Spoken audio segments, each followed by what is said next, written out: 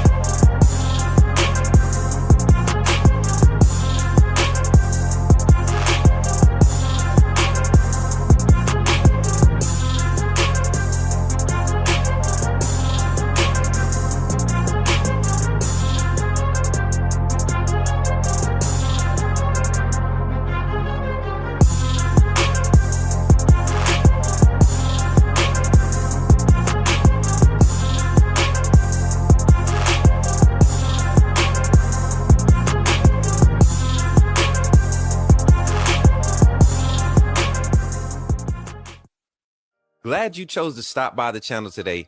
Just wanted to give you an opportunity to really become a part of this community here at the Coach Smook Network. We like to call ourselves the AAA family. The AAA stands for authenticity above all. We just want to give you an opportunity to become a part of this community because we're growing and we're doing something special here as a fan base, not just for Alabama, but the fan community as a whole. We're creating an environment where it's safe to be yourself, be authentic, and meet people who share the same passion you share, whether it's for the same team or not. You can do this by becoming a member of the AAA family. You simply start by just clicking the link provided to you by one of the moderators in the chat, or it'll be pinned to the top of the chat. Click that link, it'll bring you to my homepage. When you get to my homepage, make sure you hit the notification button and turn on all notifications. Understand that there are multiple ways to support the channel, and each level has its perks. You can go through and read each perk. As we continue to grow, new perks will be added to each level.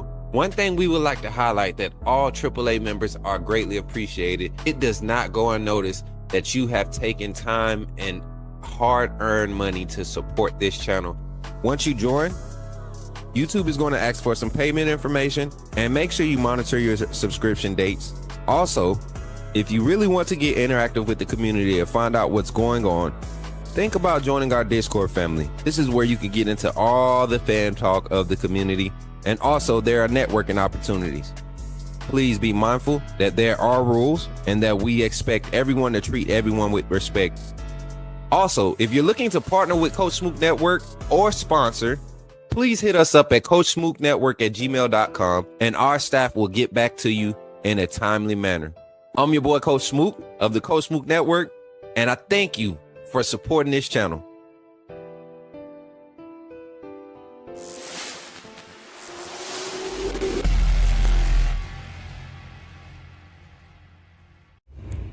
Remember, when you see me in the streets, holler at me. Say, put me in the game, Coach Smook. Put me in the game, Coach Smook. Put me in the game, Coach Smook. Like, share, subscribe. You know we keep it live. Put me in the game, Coach Smook. Put me in the game, Coach Smook. Put me in the game, Coach Smook. Put me in the game, Coach Smook. Put me in the game, Coach Smook. Put me in the game, Coach Smook. Put me in the game, Coach Smook. Put me in the game, Coach Smook. Like, share, subscribe. You know we keep it live. Let's go, let's go. Good morning, everybody. Good morning. Appreciate y'all for checking in with your boy this morning. How y'all feeling this morning? Good morning, everybody. How y'all doing? I see y'all checking in the chat already. I see y'all, man. Give it up for yourselves, man. We got y'all a little special today, man. Y'all know how I do, man. I always surprise y'all with special guests when we pull up here. And today, man, we're going to get right into it today. First of all, on the way in, make sure you hit that thumbs up button. I appreciate y'all for tapping in to your favorite Alabama coverage, man. When they talk about we've been growing in the last couple weeks, man, y'all see the numbers growing, man. And it's because of you all. It's because everybody here is sharing, liking, doing everything we're asking y'all to do. And that's hitting that thumbs up button and getting in the comments and talking and just dropping your thoughts, getting on the phone lines, creating clips, man. People are loving the feedback that we're getting from the phone call segment. So thank y'all for supporting. But without further ado, man, I got a special brother coming on today, man. This is a guy that I was once a fan of and still am a fan of. Being able to work alongside him is definitely a privilege and an honor. So got some Bama coverage royalty in the building to talk some Bama football with us, man. And this gentleman has been there, watched me grow through this process these past 2.5, 3 years. And I see him doing great things and busy as ever now. You know, I knew he was busy before, but now he's busier now as Bama baseball and everything is taking off. All these different sports are taking off, and people they have to hear his thoughts and get his insights on it. So, of course, when we have a chance to have him, we take advantage of it. And none other, man, I'm gonna bring him to the stage. Go ahead and bring him on. And I think we all know the name, but the face is what always gets us. None other than my brother, man, Mick Gillispie, man. Y'all give it up for my brother Mick Gillispie of Bama Tailgate, man. Y'all know him from Bama Tailgate, Cover Crimson, all of the different Bama cover sites. How you doing today? How you doing this morning, bro? Doing great. Yeah, thanks for the intro. Always good to see you, Coach Smook, and talk some Alabama. I feel like a true OG when you make that. Listen, man, Mick, you got to think, man. I've been listening to your work since I was like 21, 22 years old, man, and I'm 35 now. So yeah, you've been doing it for a while, Mick. You've been doing it for a while. And yeah, man, it makes you think sometimes, like, wow, time is really flying. So, but yeah, man, we got you here for a short time, not a long time, man. And I definitely want to get your thoughts. We've been trying to do this for over a month, trying to get this together, and we're finally here. So let's get to it, man. First of all, just talk to Bama Nation, talk to AAA family and everybody that's showing up between all the platforms. Thank y'all for showing up. Let them know, man, where your heart is coming to this season.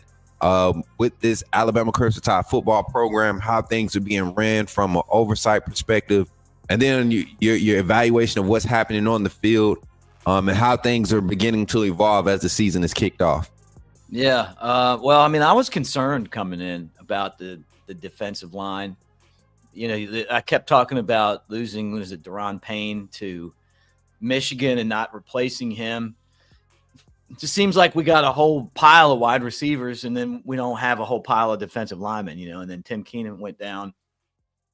And that put me in a spot where I was really worried. And a lot of people get on there and say, well, Mick, you're worried. I'm always worried. But, you know, I mean, I want to see and thank you for watching the other Jay. I appreciate you, man. But you know, I just felt like we were trending in the wrong direction, right? Like the way that the Oklahoma game ended, the way that the Michigan game went. And then, you know, here we go to Florida State. There were just so many things that were out of our control. You know, we didn't know what their offense was going to be like. I mean, we figured it'd be like, what, you know, Gus Malzahn, but new defensive coordinator, whole new team. And we're big favorites, you know, and it just felt like and it feels like with Coach DeBoer, one of his biggest weaknesses is having this team ready game in and game out, not just the ones that you don't have to get up for, like Georgia, right? Or big home games, but I mean the ones on the road too. You know, and we keep losing all these unranked teams. Now, I get it, like the business has changed, you know, because of NIL and all that. But I was concerned about that. I think that after the game, that they took so much heat. I think the message was sent that Florida State game performance isn't up to our standard, you know, and I think that hopefully there's a sense of urgency there. And I want to go right behind you and piggyback off of that sentiment, because I was on the other end of the spectrum where I felt like this staff had all the tools in place to start the Kalen DeBoer era, really push it on the right trajectory that was expected of him with all of the success that he had coming into Alabama. And I knew there would be a clash of culture and a clash of concept of how to approach, how to operate this program when it came to some of the people that really want to hold strong to the Saban era and the Saban way. And then you also look at the group that's really trying to usher in the turning and the passing of the guard, the turning of the page, and learning to win in this new era of college football. And I felt like this was the year for him to really make a statement, starting off with Florida State. And honestly and truly, man, that would have been a great game for this team to really go out and dominate and showcase like the transition, the fullness of what the swarm defense is supposed to look like. But you go out and the lack of effort did cause a few questions amongst the staff, amongst a lot of the media, amongst the fan base. Is this staff really built for the job? And what I will say to this is, I would be more worried. I would have been more worried if we saw Kalen DeBoer come out this week against ULM and just cussing and ripping up and down the sideline, turning, burnt face red. Like if he wouldn't have stayed steady in who he was, and it would have took him to get out of character, something that we've never seen him be in any other stop and produce the type of success that he's produced. If he would have came out of character and stepped out of line and started trying to become something, then that would make me worried, because now he's falling to the pressures that don't really matter. I think the pressures that matter is getting this team to believe that they can win, believe in the system, believe in their assignments so that they can be executed at 100%, and then they can start winning. And when you start getting to that point, that's what I saw against ULM. It wasn't even about, the effort we saw on the field. I think because of his steadiness and being who he is, didn't fall to the pressures. Everybody's seeing what's happening on social media. The players, the staff, everybody's seeing it. It's not hidden, right? How you respond to it is what you choose to do. And I think his response was the perfect response to all of the criticisms that he and the staff was facing, and to see everybody behind him from the head down all the way through the locker room take that lead. I think that's why we got the result we got against ULM. Just like you said, you show up against Florida State kind of expecting it to be there. And you saw the effort, you saw the lack of effort, but then you show up and it happens like it happens. And he realized, okay, I'm really just going to have to show them, like, this is the way that I had to win. If you guys don't want to buy into it, I'll play guys that will. And we saw, man, the amount of talent on this roster, you can tell that there's a lot of players that are really bought in to this process and really trusting in this process. And then there's the few outliers that are still trying to get over that hump of, this is how I was doing it before, this is how it's supposed to be done now. And I think that's what our team is facing. And Florida State loss really took a lot of that hedgeway. It created a lot of hedgeway in getting through that issue. So I think that's the reason why we got the result against ULM, Florida State, and then to ULM. What are your thoughts, man? We had the questions about the coaching staff. We saw the response against ULM. Coming into this week, some of the responses we've been getting from the players, I don't know how many player interviews of what you've seen reported. Did we lose Mick? I think we lost Mick, chat. I think we lost Mick. He's traveling right now. Let me see real quick. I'm gonna check my phone. If so, we'll just continue to have our conversation. I was going to definitely propose the question to the chat also. I want you all in the chat, while we wait to see what's going on with Mick. I want you all to tell me this. Going into week 3 against Wisconsin, we sit back and we kind of gather all of our thoughts from Florida State. I've watched the Florida State game now, 4 times all the way through. We're on round 2 of ULM, watching it all the way through. Just looking at some consistent bad habits that might have showed up from week 1 to week 2. Looking for some consistent good habits that showed up from week 1 to week 2. And right now, thus far, I'm seeing a lot of that first 3 drives from Alabama's offensive line show up throughout the whole game of ULM. I'm talking about, and it was more relevant and more prevalent, more consistent when Michael Carroll and Jaden Roberts was on the field. I'm going to tell y'all that right now. That pairing, that's a physical running pairing, or offensive line duo as far as being able to impact the run game. Michael Carroll, Jaden Roberts on the right side, Carroll at tackle, Roberts at guard. You want to move the ball. You want to get the run game going. I think, and I know I haven't asked my question. I'm kind of rambling right now because all of these things I was going to say to talk about Friday is starting to roll out. So what if, and we've talked about this. What's up, Jordan? Good to see you in the chat. We've talked about this in conversation recently, how I feel like Alabama and the depth at the O-line right now, not having the perfect five to do everything at a high clip, but having enough personnel to be versatile enough to rotate guys, right, and get what you need. We need a power run game, blocking offensive line, lineup. We have personnel to fill that for this series or these series, right? We need pass pro because we got to go pass heavy. We got personnel to fill that void. We got 5 personnel that provide quality pass pro. I think that's what Alabama is facing right now. And in the midst of that, you have to find balance because you can't always initiate that rotation of offensive linemen. Sometimes you just have to go with what's hot in that moment, right? And the continuity, you want the continuity to be there, especially in the rhythm of the game. You want guys to get in their rhythm and get in their mode and just continue to roll it through and maximize those moments. So what if we're looking at a situation right now where we see another offensive line mix up against Wisconsin that's productive, right? Would you be comfortable? Are you comfortable? Not just on the offensive line, on the defensive side at the running back, we've seen a crazy level of rotation. Are you comfortable with Alabama sustaining this depth of rotation, this style of rotating players throughout the rest of the season? We have Wisconsin this week. You get a bye week, and then we got conference play starts against Georgia in Athens.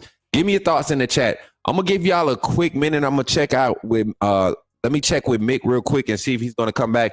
While we go to this quick infomercial break, y'all know what's coming, man. Join the AAA family. Stop playing around. If you ain't became a member yet, you're tripping. But also continue to run the likes up, and we have our updated infomercials and things featuring after our bye week. Bye week, we're going to do a lot of interactive content. Y'all going to see a lot of gaming content during the bye week. We're going to do a lot of hypotheticals. We got some panels that we're going to be having next week, so it's going to be fun. Good morning, Deborah, Zach. I see y'all rolling in. We had Mick Gillispie, but it looks like he kind of lost service. So we're going to go to a quick infomercial break, and when we come back, hopefully we'll have Mick. If not, we'll finish the show out strong and do what we do. Y'all sit right there. Don't go nowhere. We'll be right back. Glad you chose to stop by the channel today. Just wanted to give you an opportunity to really become a part of this community here at the Coach Smook Network. We like to call ourselves the AAA family. The AAA stands for authenticity above all. We just want to give you an opportunity to become a part of this community because we're growing and we're doing something special here as a fan base, not just for Alabama, but the fan community as a whole.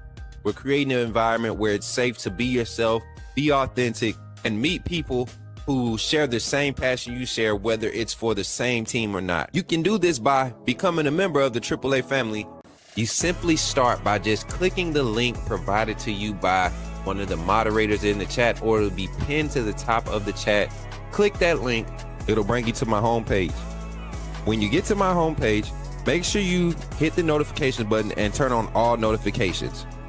Understand that there are multiple ways to support the channel, and each level has its perks. You can go through and read each perk. As we continue to grow, new perks will be added to each level. One thing we would like to highlight that all AAA members are greatly appreciated. It does not go unnoticed that you have taken time and hard-earned money to support this channel. Once you join, YouTube is going to ask for some payment information, and make sure you monitor your subscription dates. Also, if you really want to get interactive with the community and find out what's going on, think about joining our Discord family. This is where you can get into all the fan talk of the community, and also there are networking opportunities. Please be mindful that there are rules and that we expect everyone to treat everyone with respect. Also, if you're looking to partner with Coach Smook Network or sponsor, please hit us up at coachsmooknetwork@gmail.com, and our staff will get back to you in a timely manner. I'm your boy, Coach Smook of the Coach Smook Network, and I thank you for supporting this channel.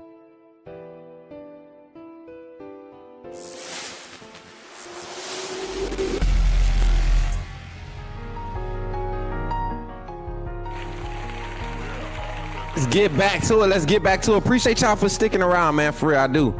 So it looks like Mick lost service, y'all. As y'all can see, he was traveling. he trying to get back in right now. It's acting up for him. So we're gonna give him a few more minutes to get back in. But if not, man, I'm gonna pivot and I'm gonna open the phone lines for y'all. I'll open the phone lines if we're gonna sit here and we're gonna not necessarily break down Wisconsin, but I want to talk about some of the games that's coming up this weekend. We'll turn it into kind of like a fan interaction segment. But yeah, my brother jumping back in. Okay, he looked like he good. So look, there you go. He good. All right, let's get him back in. Here you go. Everybody, Mick Gillespie's back, man. Hey, what happened? They tried to put you in the photo, man. They're trying to cut my internet on me in the hotel here in Montgomery. You in Montgomery? Yeah. I could have just pulled up wherever you at, man. I'm in Montgomery too. I could have pulled up. We could have been streaming next to each other, man. I didn't know that. Yeah, man. I'm right here in Montgomery. I'm right off exit 3. Okay. Yeah, I'm in downtown. Man. Yeah, I figured. Look, downtown to do it to you, man. As a matter of fact, we that's where we usually go walking. We take the dogs right there on the River Rock. Oh, so, yeah. Well, I'm here for baseball, so yeah, down there. Okay, that's what's up, man. So, man, once again, man, I was before you dropped off, I was kind of just getting to the end of my statement about how the mentality of the coaching staff, is bleeding through this program. You're kind of seeing guys base steady. I like how outspoken the players are becoming a little bit with their responses to the media, and kind of like their steadiness in their delivery. That's the one thing I'm seeing this year. So, if anything, man, if this mentality continues, I'm confident to see this change, and I think it bleeds and produces success for us going into this week. Coming into week 3, man, what's your thoughts as far as the momentum? Wisconsin coming in, we don't tend to look at Wisconsin like a team that can really test us, but with this team and some of the inconsistencies that we've seen between week 1 and week 2, what do you look at this game looking like, man? Well, I mean, I'm curious to see how we play. When the standard that Alabama set wasn't the uniforms, it was the work ethic that they put in, whether it be the fourth quarter program, whether it be the way that they did more reps than everybody else, whether it was a mentality that, act like we've been there before. And I want to see, I want to see consistency from Kalen DeBoer and this team, right? Like I'm not sold yet, I'm not sold. I was at first, and I think he's done a lot of things well, and his staff have done a lot of things well, but I worry about every game that they play. I think they're going to win the game, but I want to see better line play. I want to see, pressure on the quarterback. I want to see him stopping the run. And I'm afraid that we've gotten to the point now where we have to get a lead and play ahead for us to win, because I don't think we play enough defense to be able to come from behind, because I don't think we could hold a team down, that's good. I mean, that ULM team, and I'm going to give Alabama, all the credit in the world. They played a really perfect game. I mean, they came out and they were intense and they dominated on both sides of the ball. It's one of the most complete games I ever remember. But ULM stinks. I mean, they lost their whole team last year, they're a really bad football team with not a lot of talent. Wisconsin's definitely going to be a step up. So I want to see us running the ball too. I love us being strong up front and running. I'd like to see that. And just get back to that Bama mentality, like then last week they did. Like, look, who cares what the score is? You just got to keep on pouring it on. And so we'll see. I think that Ty Simpson showed that he can play if you give him a little bit of time in the pocket. Yeah, man, let's talk about that. I keep hearing people talk about giving Ty. How much more time we got to give Ty? How much more time we got to give Ty? I know the Florida State game, and I think even when he goes back and he looked back at that film, there was a lot of opportunities where I think he just held his cards too long. He held his cards too long. I feel like Ty is naturally a gunslinger when it comes to attacking the vertical pass game, and I think he held his cards because he's built that momentum behind him of taking care of the ball. And I think week 1, the big moment like that, it got to him. It made him play a lot more cautious than what he would tend to play with a lot of those looks that he was getting.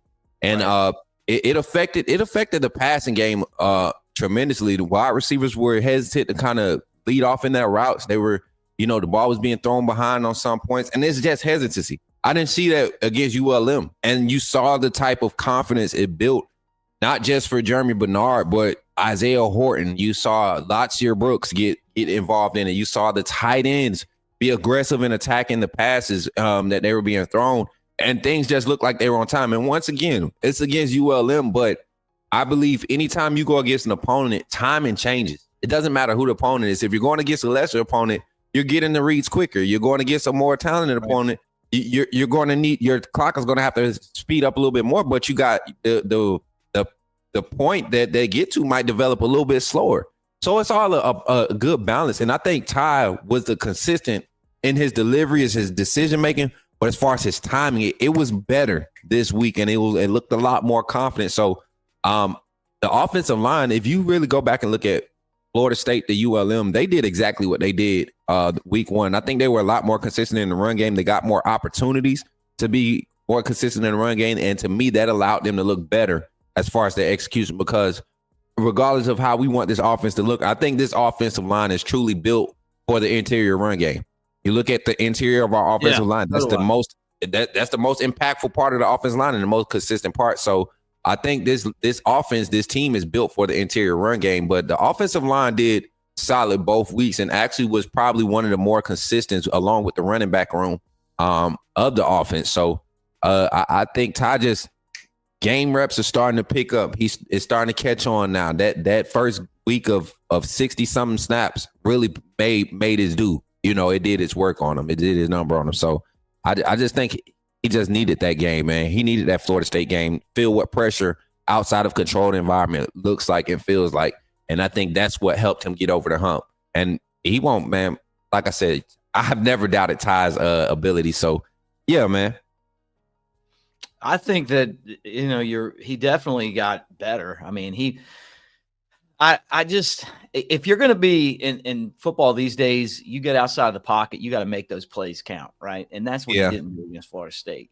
I'm a proponent of, I like a dual threat quarterback in college, because like look at Jalen Milroe. I mean, you can do so many things when the play breaks down. He's got to take advantage of that. But watching his accuracy, anybody that goes 17 of 17, I mean, that's against beautiful. Bears is really something, and maybe we didn't have guys in the right positions. I mean, Latsier Brooks can't not be playing, Right. And Ryan Williams isn't good in the slot. So that's just a fact. Put him on the outside. Don't try to make him do something that he's not comfortable with. Put a guy in there that plays that part. Jeremy Bernard's great. Rico Scott man. Yeah. Play, man. Like they need to figure all this out. I like Cole Adams. He's kind of gives you that Slade Bolden feel, where you throw him the ball, man, he's got good hands. And, I like him on the kick returns. I'm still, very, very comfortable. I'm very optimistic that Ryan Williams is going to have Ryan Williams type games, but you don't have to build the whole offense around him. You got this deep wide receiver room and take advantage of it, right? And put people in the right positions. The other thing, though, and you said it, they better run the ball. Yes. Because that's what this offensive line can do. They can run block. And when they started beating up ULM on the run, just like they did to Florida State, we didn't get off of it. I put a lot of that on Ryan Grubb. Some of the play calling in that Florida State game was stupid. And that's why he got fired from the NFL.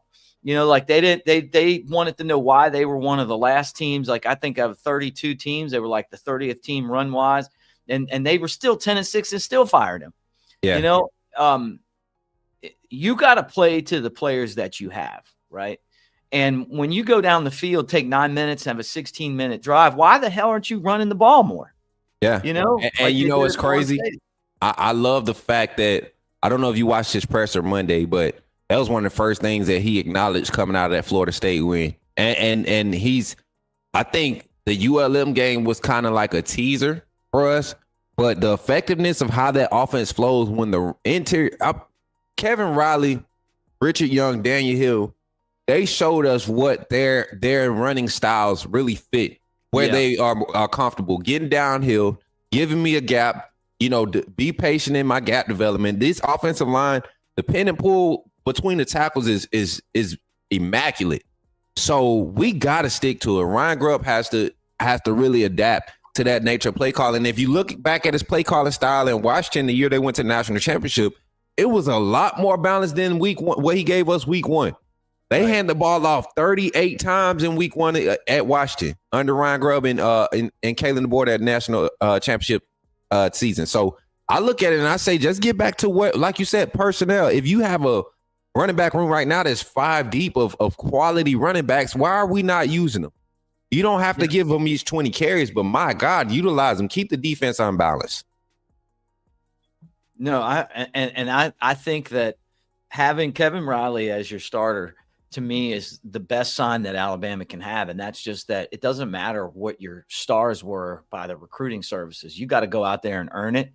He also gets what it means to wear that Alabama uniform. You know, they've went out and recruited all these guys from all over the country, but you still got to have those guys that get it, that understand what it means, you know, not just because they saw a game on TV, but grew up watching it. And look, I'm not originally from Alabama, but I went to school there and I appreciate it and I get it. I also understand that, you know, those guys that were born and bred like the Shanks and the Jake Cokers and the Ryan Anderson type dudes, you know, those guys are the backbone of Jay Barker, you know, like all guys I've worked with and been around and friends with that grew up in Alabama. You know, hey, my first grandpa took me to, you know, Alabama, Auburn, you know, 19, whatever, you know, 20, whatever. This is what I always wanted to do. You know, I always wanted to play here. You know, you feed off of that passion, man. You feed off of it. So I like having a guy that is maybe a little bit overlooked, being the guy that actually earned the spot, getting the spot. And I like Ty a whole lot. I think it was great, though, to see Austin Mack. And then when you see Keelan come into the game, you realize that Bama's got this dude that is – I'm going to tell you something that I said to Shank. Shank. And I said, Shank, this was before the first game. You know, I said, I would rather have the guy that's saying, I want to win a national championship. I'm here to win a national championship. Than the guy that's like, hey, it's been my dream to play quarterback at Alabama. You know, and I think it was good for Ty to just get his face beat in like he did against Florida State because, look, we're glad that you're excited to be the quarterback, but that doesn't win. What wins is the guy that goes out there and says, I'm out of high school from Duncanville, Texas. I'm coming here to win a championship. Yeah. Right. And I just worried about that, you know, just that alone, you know, it's that mentality. Something like it's good to see Ty kind of, you know, get his face right, you know, basically beat in this team beat and then see how he responded. He came back 17 for 17. How's he going to look this week? Yeah. Right. How's he going to look against Georgia? Right. Because it just continues, man.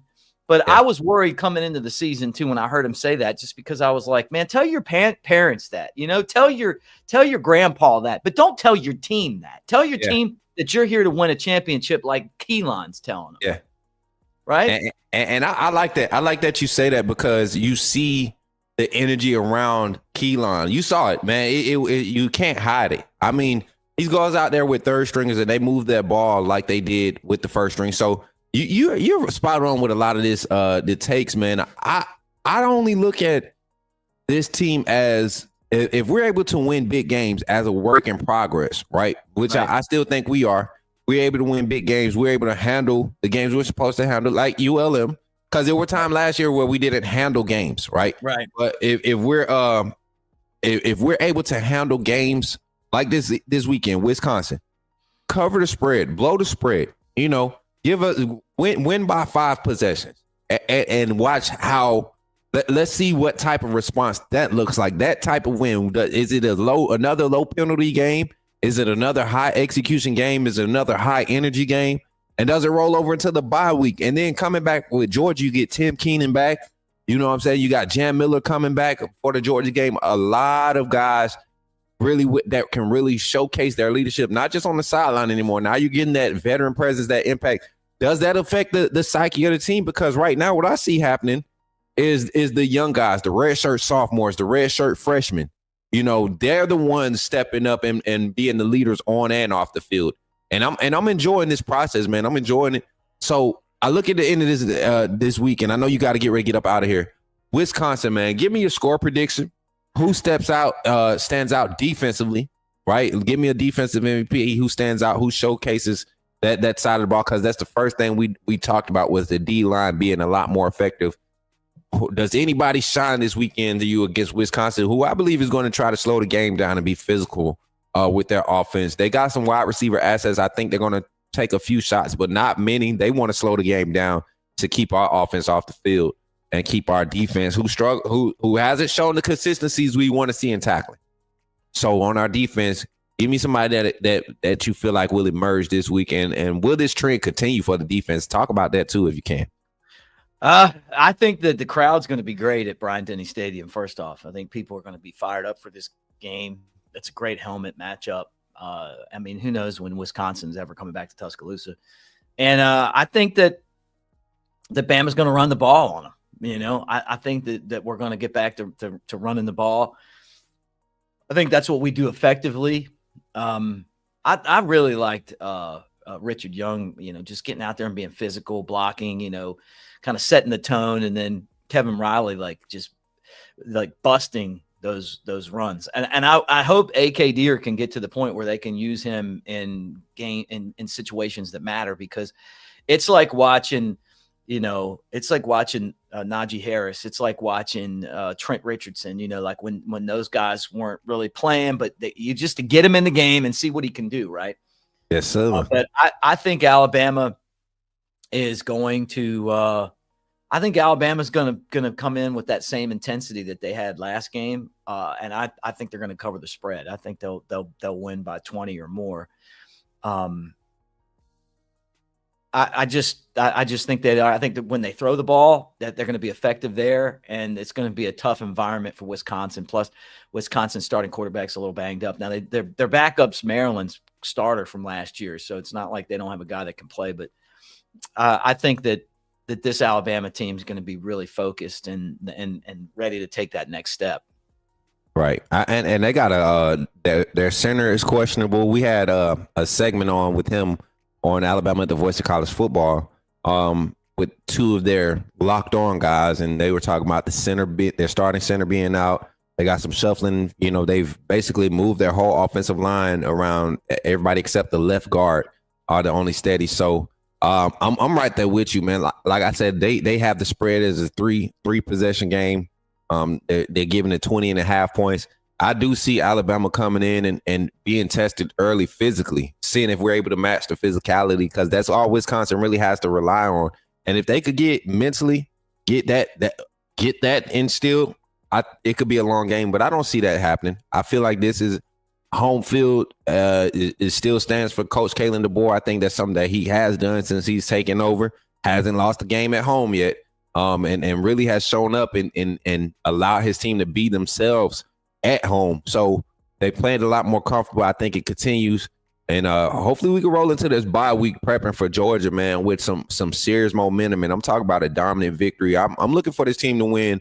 I called the score 42-9 yesterday is what I called. I don't think we give up a touchdown. The backup quarterback, I understand he was a starter last year from Maryland, but the offensive line shuffle, the hunger for this defensive front to get pressure on the quarterback, I think Kane Womack realizes it's time to be a lot more aggressive. Your defense plays safe nicely. We play safe nicely, but when we're aggressive, I think that's when we see the full extent of this run containment. Of the 4-2-5, when you're a lot more aggressive than what we have been. Right. And then also the pass rush is a lot more effective because you're out in space and you're closing space so quickly when you dial up those blitzes. When everybody's on their assignment to execute it, you close space, and it's hard for those guys to pass those protections off up front. So we might get to see a little bit more intricate blitzing stunts, and I think that'll force some turnovers and allow us to kind of expand that lead, keep them out of field goal range, struggle field goal range. I think that's the type of game we'll see. So I'm excited to see it, Mick, but I know you got to go, man. Any final thoughts before I let you off of here and handle the rest of your day, man? I'm glad you took time to come chill with your little brother, man. Yeah, anytime, Smook. And I wish you the best, man. Just keep grinding, and it is a grind. And people, you don't realize it. It's like getting on here every day is, you know, some days you're like, what are we going to talk about? Football gets here, and it's like, hey, I got a lot of stuff to talk about, you know? Yeah. I feel really fortunate to to have the opportunities I've had to talk, to people like you and get on here and be a part of something that I love, like Alabama football. So I appreciate that. I just hope that for the program that Kalen DeBoer understands, and I think he does, that it took a long time to get to where Nick Saban got it, and I just don't want to see him, kind of, be honest with you, piss that away, it takes hard work in the gym, and it takes discipline, and it takes effort, and it takes leadership. You don't just walk out there with that uniform and win, and everybody's gunning for you when you're at Alabama. There's a reason why it's called the Alabama Standard, and it feels like over the last year it's taken a hit. And the shame of it is that we got off to such a great start with DeBoer, and then we went the wrong direction. This is a game where I think it's a measuring stick game for this season, and I'm curious to see what happens Saturday morning and Saturday early afternoon, and see if we are ready to kind of be that program that we're seen as. So anytime, Smook, we'll get you on our show sometime too, and roll tide, man. Roll Tide, my boy. Hey, y'all, give it up for Mick Gillispie, man. This my OG, like he said. Y'all, if y'all don't know, man, he been doing it for a long time. So when he come on, I just try to create a space where he could just chill, man, and speak them truths, man. And a lot of times, man, his thoughts don't coincide with what I think, but because he has some solid reasoning behind them, I can really sit back and come understand where you're coming from when you have difference of opinion. And that's why I love this industry, man. You find guys who are steady in their delivery, they're authentic with their delivery, and you can respect it because I'm an open perspective person. So hear your thoughts, especially with the offense and the defense, your concerns.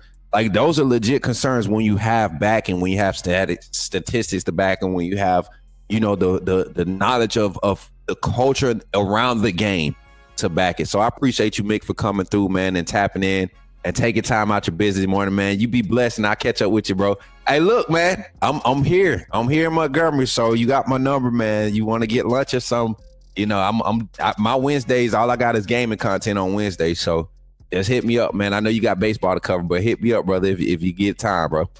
Hey, yeah, let's try to figure something out. I'm kind of back and forth, but yeah, definitely talk to you off the air, and man, keep it going. Keep all right, brother. Success. Roll Tide, everybody. Roll Tide, man. Y'all give it up, my guy Mick Gillispie. Y'all give it up for him in the chat, man.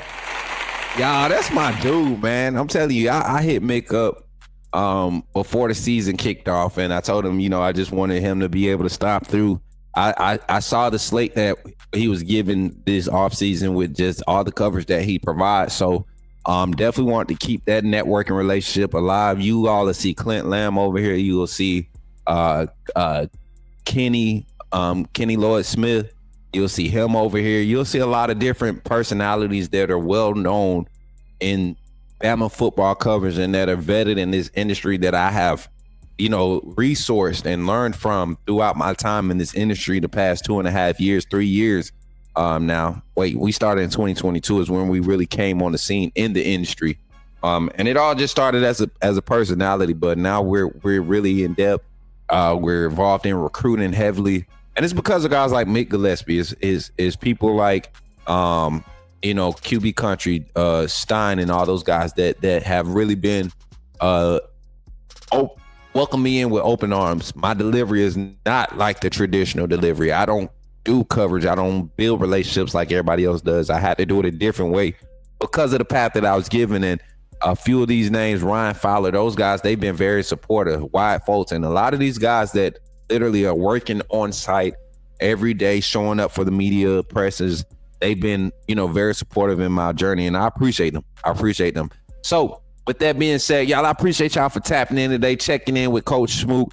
It was great to have our guest, man. Great to have our guest, my buddy, man, Mick Gillispie of Bama Tailgate and Cover Crimson. Hopefully y'all went over and subscribed to him. I forgot to get him to do a shout out, but y'all know who that is, man. It ain't like he ain't known amongst the Bama fan base, but definitely go check out the content over there with Mick Gillispie, Clint Lamb. He does another show. I think I think him and Jake Coker, they have a segment that they do together. So y'all go check that content out, man. My guy Mick, I definitely appreciate him tapping in, y'all. But also, man, don't forget, y'all, here on the Coach Smook Network, man, we got our merch. We got our merch. One of my mods, can I get that merch link in the chat real quick? Y'all, if you want to see the merch, you want to go check the merch out, type !merch in the chat. It'll come up. The link come up. Our adopted employee that we don't pay right now. Thank God for free automated assistance in the chat from our number one employee next to Mary J. Botrix. Shout out to him, man. Botrix be doing his thing. He gets the link to us. All right, now we got the link up. Let's go here. Check out our merch though. Check out the merch chat if you haven't already. We got the Scoop Boogie lineup already out. We got Ready to Play, inspired by our what do we call it? Music talent here on the Coach Smook Network. Seafood Beats, Show Me, Dooley Gang, The Found, coming in without our beats, Rico, the whole squad. All of our merch this lineup right here was inspired by all of the sounds that you hear on the Coach Smook Network. We beg for likes. Y'all remember we was on the We Beg for Likes trend for a minute. Yeah, man. A lot of people started stealing that little saying too. I don't mind. I beg for my likes. Say what you want. I like to get them likes. As a matter of fact, while you looking right now, go ahead and hit that like button. We got 50-some people in the chat, 30-some likes. I need them likes, man. But we got the Scoop Boogie t-shirts. Do we need a Scoop Boogie hoodie? I need to go ahead and get a Scoop Boogie hoodie out there. I think I used my 8 tokens. I only used 7. So we got an extra. We use my other token to do the hoodies. And I think I'm gonna do the pullovers. I like the pullovers. The pullovers looking nice. I don't know if they got the white hoodies in stock yet, y'all. I'm gonna have to go with a different distributor if they don't have them, because I want that white hoodie bad. But the We Beg for Likes hoodie, man, with all of them got QR codes on it. And they do work, man. The QR codes work. They got a set of apparel with QR codes from the last order, and they work. They work well. So you're helping us grow by just rocking the apparel and sharing our merch out. So go check that out. Still got discounts up on that. And y'all take advantage of this stuff, man. Appreciate y'all for being here. Smook, what up, Chris? What up, man? Smook, who do you think is QB2? I think Keelan Russell is QB2 still. I'm not gonna lie. I think that was a test, and he responded well. I think right now the staff doesn't really have a depth chart when it comes to the QB. When it comes to the QBs, I think it's a situational thing. If you go in the game, Ty Simpson gets hurt, and we're a pass-heavy offense, I think you got Keelan Russell rolling out there, right? I think if you want to remain balanced and give another element because you lost Ty Simpson, you want to keep your run game element a factor. I think Austin Mack is going to be your guy, your RPO, quick release, get the offense moving, take your play action shots. I think that's when you're going to have Austin Mack. But for a offense where we're going to be pass heavy, the vertical pass threat, you saw that ball that he threw to MJ on that was that his first touchdown to MJ? You saw how accurate it was on the back shoulder. The defender couldn't even turn his head. That was a tough spot to throw that ball, and the accuracy and the confidence he threw that with. That's something you don't see very often. Last time we saw that, it was Tua like, and then the first touchdown he threw was that to that was the second, coach. Who was the first one to, y'all? When he stepped up in the pocket and hit the brakes and just flicked the ball out there. Was that Rico? I forget who the touchdown was to, y'all. It was similar to Ty's though. Cole Adams, that was Cole. Okay. 73 points. That's a lot to remember who scored. That's a lot to remember. And I started watching Wisconsin film yesterday from last year. And I got a lot to say about that. So when we go live Friday, there's some things I'm gonna be talking about Friday with this Alabama-Wisconsin game. If we don't fix it early on the offensive line, man, Wisconsin could make this a game. I don't think Ty's strength is throwing on the run right now. Maybe it is. I know everything he threw on the run or on the move. Florida State game was underthrown. Really didn't have to get out the pocket and throw on the move. This last game, he threw that one downfield, the deep ball. But That's not something you're going to be living with against better talent, right? You want your guy to be able to throw and make some precise passes on the run. And I think he just was more confident going into this ULM game. I want to see what his confidence is like, when we have to get on the road again. That's where his next test for me is going to come. I think he's going to handle Wisconsin, but I think his next real test is going to come against Georgia on the road. And that defense does not look good. I actually think Georgia is going to be his confidence booster because Georgia doesn't look good at all. Hey, before we get out of here, I want y'all reaction to my top 25 too. Let me do that real quick. Mary J, can we get a banner say top 25 reaction real quick? Coach Smook's top 25. Did y'all see me posting on Twitter?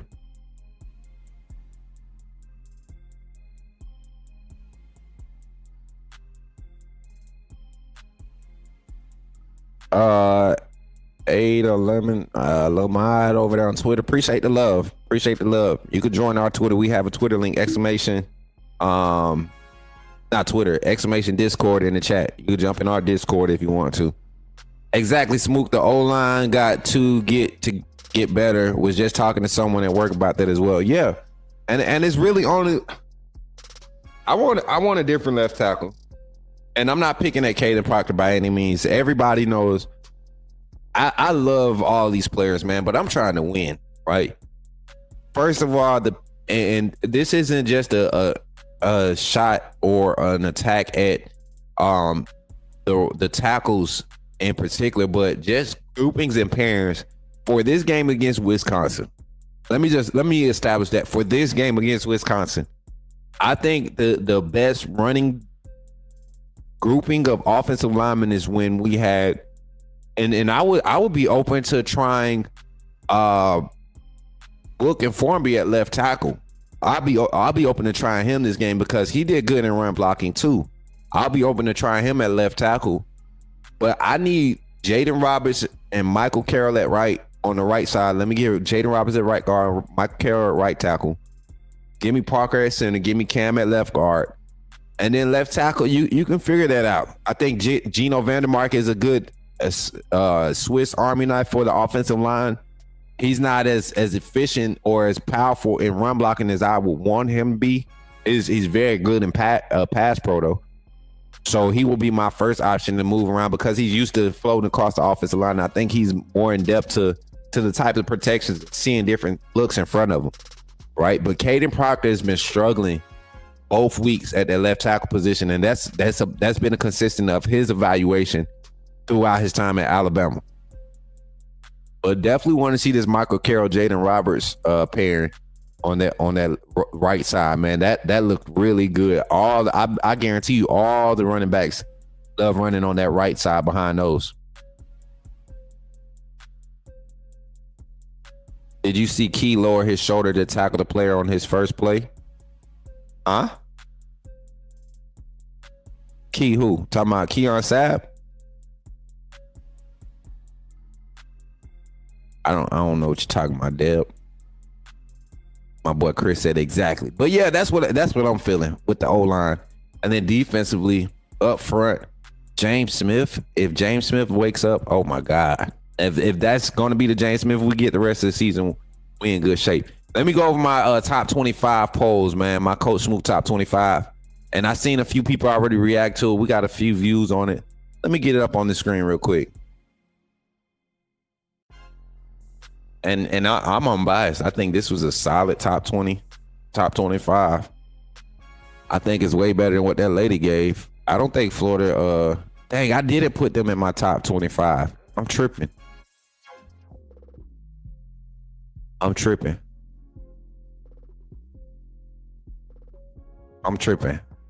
might have to edit it.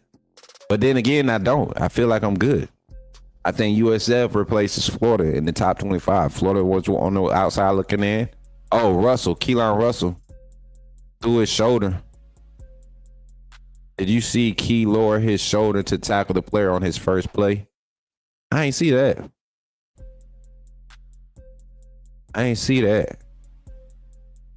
Or you mean like to block? I didn't see him try to tackle nobody. Why we hit tackle somebody? What Keelan tackling for? What he tackling for? What's up, DJ? Good to see you, man, over there on TikTok. Antonio, big homie, appreciate y'all for the gifts, man. I'm still surprised Auburn hasn't been ranked in the last 4 years until this week. That is crazy. That is crazy. Continue to run the likes up, man. We had 39 likes. Thank y'all for the 25 likes. Let's see if we can get up to 40. Let's see if we can get up to 45 again. We had 50 likes before we left the stream yesterday. Let me show y'all my top 25 real quick, and then we're going to get up out of here. So right now, my top 25, I got Ohio State at number 1, LSU number 2, Oregon number 3. I think those 3 positions right now, I think the true number 1 right now is Ohio State. You're talking about your defending national champs. They come in week 1, big game against Texas. They handle Texas. They disrupt Arch Manning and that offense that's supposed to be all this hype and stuff. That defense shows up again, makes some big plays. They come back and they came back and put a beat down on somebody. Grambling. It was somebody they put a beat down on. But Ohio State looking like a true number 1. And they looking like the team in the number 1 team in the country right now. They look playoff ready right now, Ohio State. Julian Sayin actually looks pretty decent in that offensive scheme. LSU, after their win against Clemson, I wasn't too hyped after seeing Clemson struggle against Troy this past weekend. That didn't look just like a one-off struggle. That looked like an actual struggle, same struggles you had against LSU the previous week. Your offense is sputtering. Your defensive front is the only thing holding your team together right now for Clemson. But LSU looked good in both of those games. They started slow and ended up ending fast. It looks like that's going to be their identity as they continue to go throughout this season. If they mess around and get that offense starting fast, the defense on the back end has also got some holes in it, but they haven't played anybody that I feel is going to be able to test it just yet. So I think LSU is solid right there. Oregon, the way that they did, who they play, Oklahoma State this past weekend. Oregon looked very good. Looked like a top 5 team. And I think they might give Ohio State a run for that conference this year. They might just do it this year. Penn State, I'm not too sold on their offense, but I love what they're doing defensively. And they're continuing that momentum from last year, and they have a solid schedule. You know, I know we give the Penn State a lot of crap. You know, the 4 or 5 ranked teams that they have on their schedule this year. You know, that they're in conference games, and they're going to have to win those games to prove that they're legit in order to make the playoffs anyway. So right now, week 3 is solid. Miami at 5. Yes, I have Miami at 5. I'm looking at this offensive production. Carson Beck looks comfortable. Still got their noodle arm. They just have a solid schedule right now. They've had opportunities to be in front of teams that, you know, are competitive, right? And they've handled business. USF and Miami this weekend. Big matchup after USF upsets Florida this past weekend. We're going to talk about that on Friday. Oklahoma coming in at number 6. Oklahoma has a big win against Michigan, a team I expected to be in the top 25 and to go into Michigan and going to Oklahoma and win that game, yes, with the true freshman quarterback who actually played solid for Michigan. So I got Oklahoma at 6, Georgia at 7. No, they didn't look good against Austin Peay, but they're undefeated. They've handled business until they lose one, which they have a big game against Tennessee this weekend. In my rankings, Georgia, Tennessee can basically flop with this game this weekend, flip spaces. And actually, whoever wins this game, to me, depending on how Oklahoma plays against Auburn next week, would go ahead. Not next week, but is Oklahoma Auburn this week? Who does Oklahoma have this week? If Oklahoma Auburn is this week, then I would have the winner of the Georgia Tennessee game and the winner of the Oklahoma Auburn game basically go 6 and 7, or basically move up to those spots and then flop at the other 2. Number 8, FSU. They got the opening season win against us to put them in the top 25. You're talking about a team that was a playoff contender 2 years ago, had a bad down year, came back this year, beat us to open the season. We were ranked number 8, I believe, week 1. They come into the next following week. They drop another 70 points or something like that this past week. Coming into this week, who does Florida State have this week? And they do play next week. Smook and Mick. I'm gonna have to tune in next time. Facts, Dexter. I can't believe you missed it. He was running and lowered his shoulder. Okay. Yeah. I was about to say I don't remember him tackling. So that Auburn Oklahoma is next week. So for Georgia Tennessee, whoever wins that game this week, they probably go up to 6 in my rankings, and then whoever loses, they're gonna be out of the top 15 because I expect South Carolina to win their game this weekend, right? You got just a lot of big games this weekend to kick off some conference play, some out of conference matchups that's going to be good. What's good, Cinco? Ain't seen you in there this week. Okay, plays Temple. Hey, Oklahoma better not drop the soap against Temple, man. I promise you. They better not take a step back, because if material in that offense goes out and struggle against Temple, that Auburn defensive front gonna have something to say about it. That Auburn defensive front gonna have something to say about it. That Auburn defensive front looks good. Let me finish my rankings. We got FSU at 8, Texas at 9. I still got them in the top 10. They only lost to Ohio State. I just don't think Arch Manning looks good or as hyped up to be. I think it'll be a couple more weeks before we see a polished Texas offense. They did put up points against San Jose State, but it wasn't like it was a beautiful showing. Arch didn't do nothing great. So I got them there. Illinois breaks into my top 10. I like what Illinois is doing. They got a balanced offense. Actually, they actually been pulling up points, and the defense is fast. The defense is fast. This looks like a defense that's going to be able to create a lot of turnovers when teams try them in the passing game. South Carolina coming in at number 11. I told you I just been high on South Carolina since last season. I like what Lenore Sellis is doing. They're good. They're putting it together. Didn't look as clean to start up against Virginia Tech, but finished that game strong and begin to separate. And honestly, if we was doing a comparison right now in the SEC, Vanderbilt looked a lot better against Virginia Tech than South Carolina did. And y'all will be surprised I have Vandy in my top 25. Notre Dame, number 12. Yes, I know they lost that week 1 matchup. That's the only reason they're at number 12. I still think Notre Dame is a top 10, top 8 team in the country right now. They'll right the ship this week. Iowa State, another team that's coming out. They've shown that they got a little bit of an offensive balance this season. Always going to have a disciplined defense. I like what they're doing. They're going to be another competitor to look for to win their conference. Tennessee, they're right there at 14. The way that it is, Syracuse week 1, Joey Aguilar coming in. That offense looks very balanced. The run game is running back by committee right now. You see them spreading it out. Aguilar looks confident on that offense. The defense, the secondary looks like it's going to have a little bit of trouble and going to need some time to develop, but that front just as athletic as it was last year. I like Tennessee at 14. Ole Miss to follow them up. Struggled against Kentucky, but we know Kentucky plays tough. Blah, blah, blah. That's Ole Miss. They're not going to usually field a dominant defense. Allow Kentucky to do some things in the passing game that wasn't expected. So Ole Miss, you're right there in the top 15. USF breaking in ahead of my Crimson Tide. Yes, I think USF's win over Florida was definitely one to be looked at. This USF team has been competitive in a lot of Power 4 games. As the underdogs, they've been competitive, and it looks like that Alex, I forget the coach's name, Alex G, that recruiting that he's doing. USF has been really picking up some gems down in the state of Florida, really locking down the state and recruiting as far as picking up some under radar gems, but also in the portal they're getting some quality assets. And the program itself is becoming a lot more attractive program to play in because of the type of opponents that they're taking on, right? And now you get a group of guys that believe that they can play with a lot of these big time opponents, and you see what USF is doing. So I like USF at 16. I got my Crimson Tide at 17. What's up, Darius? Good to see you. I got my Crimson Tide at 17. Vandy definitely top 25 after the upset this weekend. Was that really an upset over Virginia Tech? I feel like Vandy was the better team. Coach Smook, what's good? I'm good. Darius, good to see you, man. Oh, you talking about the game they got coming up this weekend? We're going to actually look at the game slate today. We're going to actually look at the game slate before I get out of here. It's 9:50. I'm gonna be out of here by 10 o'clock.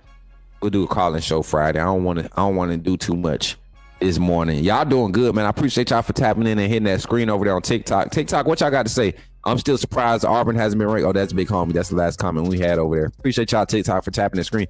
Man, y'all tapping the crap out that screen, man. Y'all tapping the crap out that screen. All right. After Alabama, Clemson. Clemson looked bad against Troy. I know they won the game, but Clemson has a problem. Clemson has a problem, and it's an offensive problem. Once again, starting the season off slow, and they don't have the running back skills set that they had last year or explosiveness last year that they had. I think the offensive line got a lot of problems, and K does not look like a Heisman contending quarterback that everybody was trying to make him out to be coming into the season.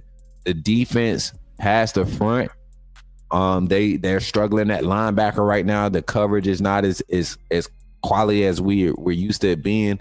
Clemson might see some bumps this season after that showing, and it might have been that wake up call, but I just saw like some legit struggles, not schematically, just guys struggling to compete, against Troy. Troy gave them a run for their money. So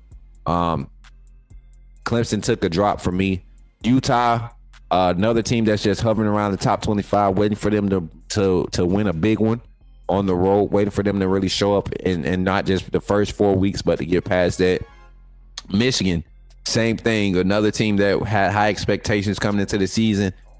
They stay in the top 25 because they lost to a good Oklahoma team, an experienced Oklahoma team, right? A lot of experience on that Oklahoma side that showed up, and it was on the road. You don't lose by 2 possessions on the road and get kicked out the top 25, right? You don't lose by two possessions on the road and get. I think this is a solid Michigan team. Week 5 is really going to tell me where they're truly standing. Auburn at 21 for me. Auburn is at 21. Jackson Arnold, and like I told y'all, I had the hot take, and y'all know I said it. If they find a way to make Jackson Arnold feel comfortable, this team can actually start to look like a team, right? They can really start to look like a team, and with their schedule, they have a chance to really be on a good trend going into conference play.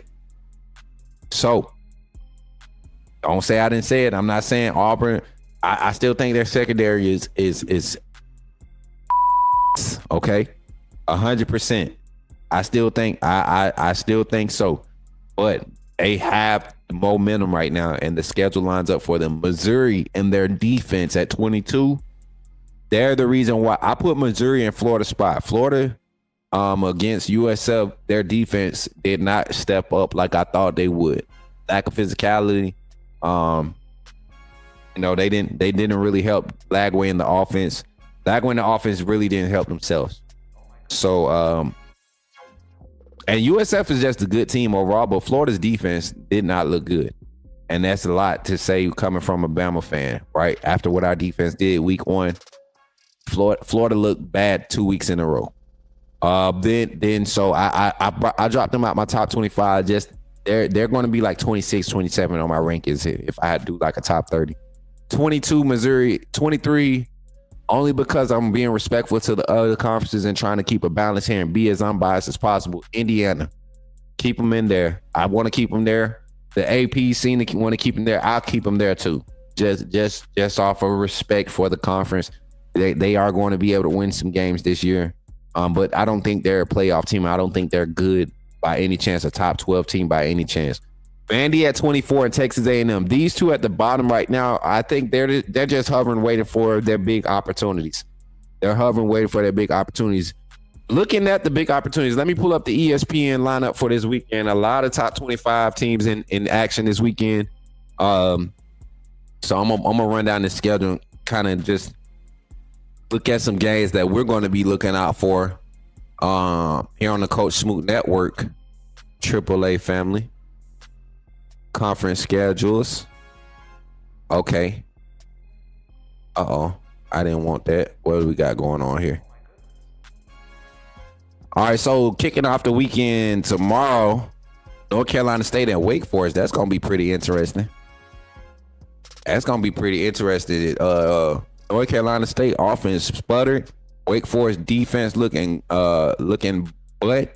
And then Wake Forest offense actually looking good, and North Carolina State defense looking good. So it's going to be a good game. I think it's going to be interesting to watch that. Indiana taking on Indiana State. So once again, not helping their rankings. Colorado, they pull out a big one against Houston. Do they finally crack top 25 after losing week 1 to Georgia Tech? I don't think so. Kansas State, I think they're in trouble. Definitely messed up my preseason pick as far as the Big 12. I think they're in trouble right now. Oregon at Northwestern, early game. Clemson at Georgia Tech. I think, man, Georgia Tech at Clemson. Georgia Tech upset Clemson. Hey, Clemson, you out there top 25, man. Georgia Tech taking y'all spot, moving them up to like at least 21. Oklahoma at Temple, like I said, early game. Oklahoma can't sleepwalk that game. Same thing with Bama playing early in the day. Michigan, same thing against Central Michigan. And like I said, y'all think I'm playing just because it's happened to Bama, but this is college football.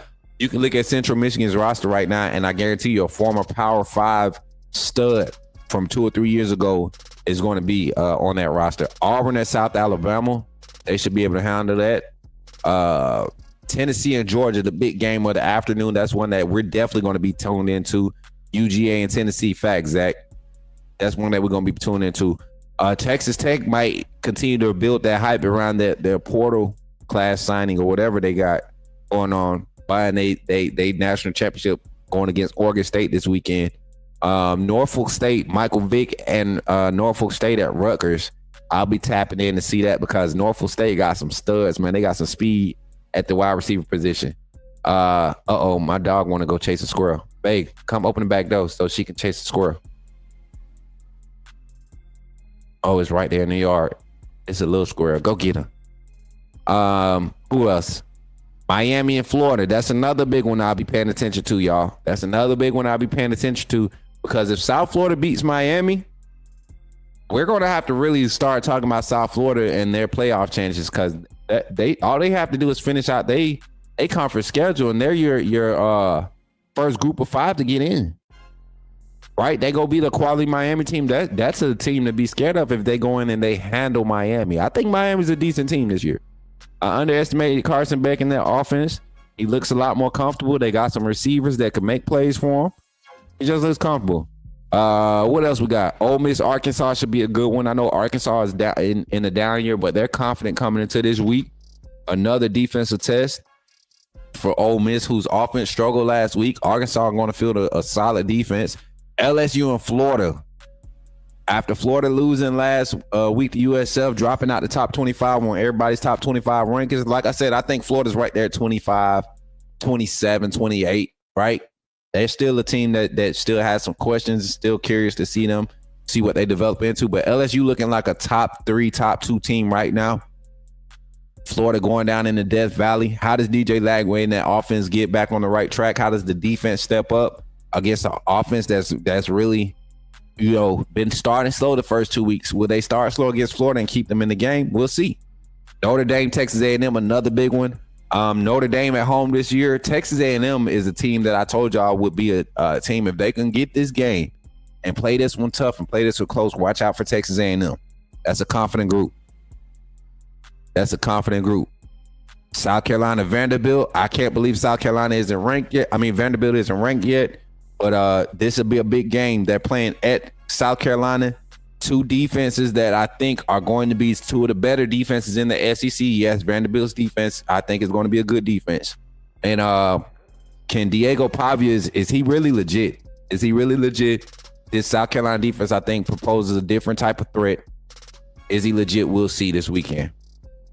And I think that's it for all the top 25 games that we'll be paying attention to. That's, I believe, going to be worth watching. All right, so with that being said, y'all, thank y'all for chilling with your boy this morning. I appreciate y'all for hanging with me, man, and supporting the Coach Smook Network, checking in. Shout out to Mick Gillispie once again for stopping through and showing some love, man. Like I said, that's a guy that I was a fan of, still am, and admire his work. But like I said before you head out on YouTube side, if you could, please continue to hit that like. We're 5 away from hitting 50 before we close out. Hit that like button. Make sure you share the content, y'all. Make sure you share the content. We got some shorts and things being posted, and continue to support the content in every way. If you want to become a member, there's multiple ways to support. Becoming a member is one. We got the link on the main channel. If you want to support on all our other socials, we have a Linktree link on the main page of the channel. Click that Linktree.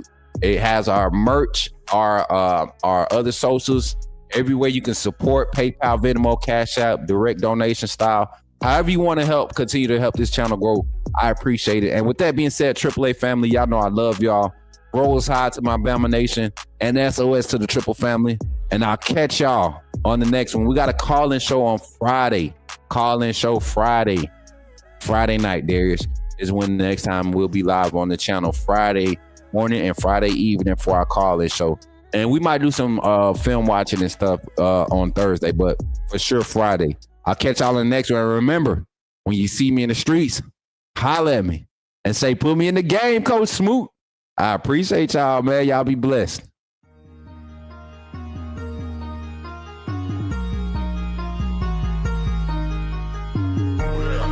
Better go subscribe. You do roll with the tide. I'm down in the gun with Coach Smook. Through the game, roll tide, roll tide. Better go subscribe. TikTok.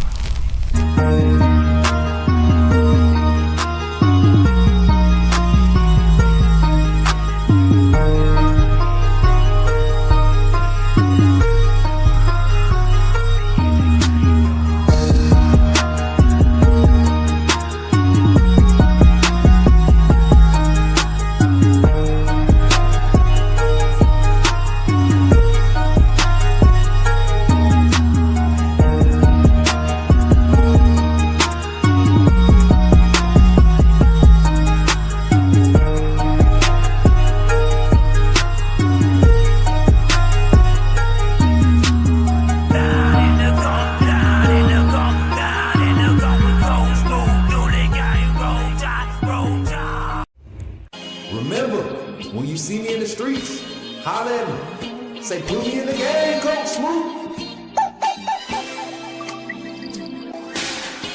Put me in the game, Coach Smook. Put me in the game, Coach Smook. Like, share, subscribe. You know we keep it live. Put me in the game, Coach Smook. Put me in the game, Coach Smook. Put me in the game, Coach Smook. Put me in the game, Coach Smook. Put me in the game, Coach Smook. Put me in the game, Coach Smook.